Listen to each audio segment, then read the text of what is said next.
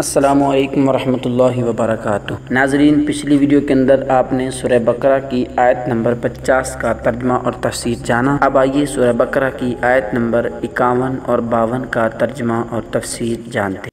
اعوذ باللہ من الشیطان الرجیم، بسم اللہ الرحمن الرحیم۔ وَإِذْ وَاعَدْنَا مُوسَىٰ 40 لَيْلَةً ثُمَّ اتَّخَذْتُمُ الْعِجْلَ مِن بَعْدِهِ وَأَنْتُمْ ظَالِمُونَ ثُمَّ عَفَوْنَا عَنْكُمْ مِن بَعْدِ ذَلِكَ لَعَلَّكُمْ تَشْكُرُونَ۔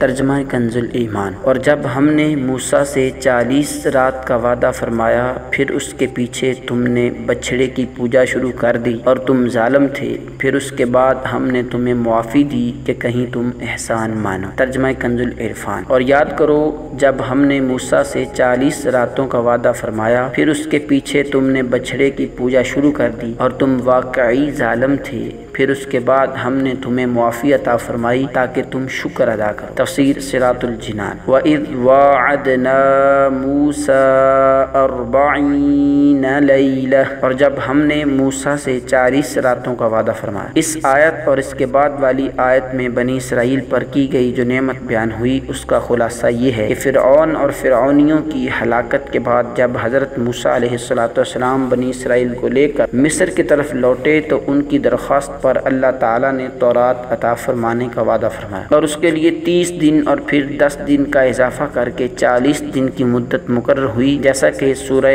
اعراف آیت نمبر 142 میں ہے۔ ان 40 دنوں میں ذوالقعدہ کا پورا مہینہ اور 10 دن ذوالحجہ کے شامل تھے۔ حضرت موسیٰ علیہ السلام اپنی قوم پر حضرت ہارون علیہ السلام کو اپنا نائب بنا کر تورات حاصل کرنے کوہ طور پر تشریف لے گئے۔ 40 دن رات وہاں ٹھہرے اور اس عرصہ میں کسی سے بات چیت نہ کی۔ اللہ تعالیٰ نے تختیوں پر تحریر صورت میں آپ علیہ السلام کو تورات عطا فرمائی۔ دوسری طرف سامری نے جواہرات سے مزین سونے کا ایک بچھڑا بنا کر قوم سے کہا کہ یہ تمہارا معبود ہے۔ وہ لوگ 1 مہینے تک حضرت موسیٰ علیہ السلام کا انتظار کرنے کے بعد سامری کے بہکانے سے بچھڑے کی پوجا کرنے لگے۔ ان پوجا کرنے والوں میں تمام بنی اسرائیل شامل تھے، صرف حضرت ہارون علیہ السلام اور آپ کے 12,000 ساتھی اس شرک سے دور و نفور رہے۔ جب حضرت موسیٰ علیہ السلام واپس تشریف لائے تو قوم کی حالت دیکھ کر انہیں تنبیہ کی اور انہیں ان کے گناہ کا کفارہ بتایا۔ چنانچہ جب انہوں نے حضرت موسیٰ علیہ السلام کے بتائے ہوئے طریقے کے مطابق توبہ کی تو اللہ تعالیٰ نے انہیں معاف کر دیا۔ ان مرتد ہونے والوں کی توبہ کا بیان